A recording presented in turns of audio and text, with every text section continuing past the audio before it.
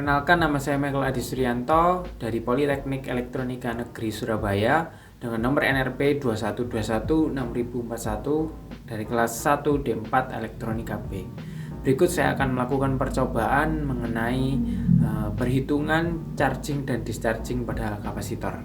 Berikut percobaan saya. Pada percobaan kali ini saya menggunakan lab virtual dengan software Livewire, dan di sini saya sudah membuat rangkaian untuk percobaan charging dan discharging pada kapasitor. Pada rangkaian ini terdiri dari beberapa komponen seperti power supply yang bernilai 10 volt, terdapat dua switch 1 dan switch 2, kemudian ada kapasitor yang bernilai 0,01 farad, terdapat juga 3 resistor yang masing-masing bernilai 50 ohm, 100 ohm, dan 1 ohm. Kemudian ada LED dan beberapa alat ukur seperti ammeter, kemudian 2 voltmeter dan 2 osiloskop. Kemudian di atas ini saya memiliki grafik untuk melihat masing-masing dari hasil ukur osiloskop. Kemudian kita akan langsung melakukan percobaannya dengan menyambungkan switch 1 sehingga akan terjadi proses charging pada kapasitor, atau kapasitor akan terisi oleh muatan listrik. Kita akan coba melakukan percobaan ini. Di sini sudah terlihat bahwa tegangan yang melalui ammeter dan resistor ini puncaknya mencapai 8,4, dan tegangan yang berada pada kapasitor mencapai 10 volt hingga penuh. Baik, setelah melakukan percobaan charging, maka selanjutnya saya akan mencoba melakukan percobaan discharging.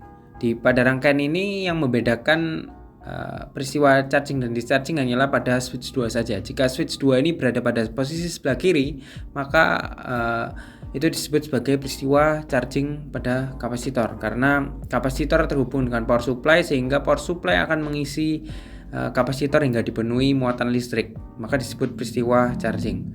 Sebaliknya, jika switch 2 ini berada pada posisi sebelah kanan, maka yang terjadi adalah peristiwa pembuangan atau discharging, di mana kapasitor ini akan membuang atau mengeluarkan muatan listrik yang sudah tersimpan di dalamnya untuk mengaliri rangkaian ini.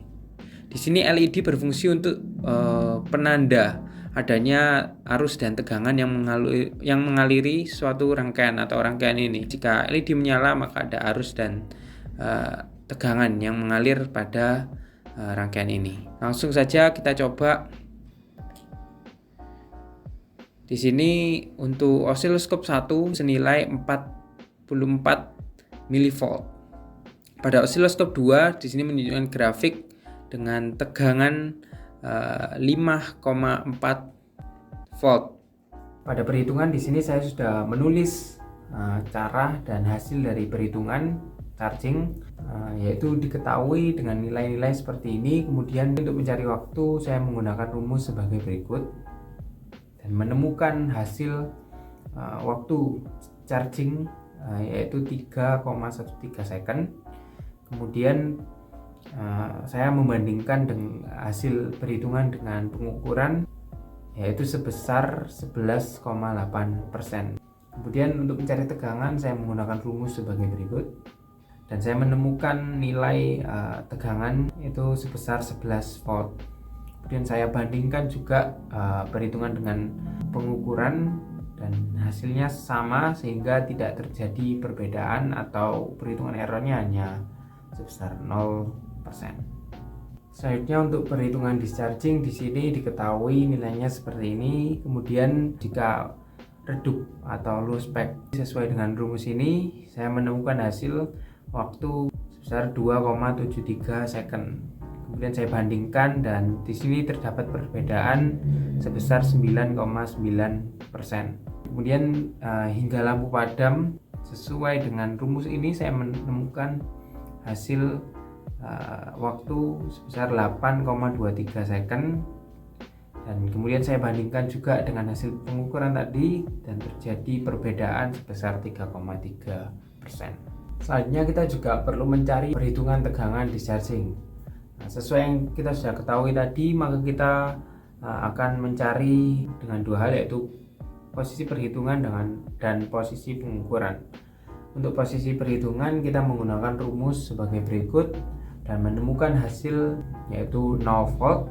Kemudian untuk pengukuran kita menggunakan rumus sebagai berikut, menemukan hasil 0 volt juga, sehingga ketika ini dibandingkan tidak ada bedanya, sama-sama 0 volt, sehingga perhitungan errornya 0%. Pada pengukuran dan perhitungan charging dan discharging pada kapasitor menunjukkan beberapa perbedaan antara perhitungan dan pengukuran yang dikarenakan memang pengukuran tidak sepenuhnya akurat, sehingga kita juga perlu melakukan perhitungan agar dapat menentukan nilai yang sebenarnya.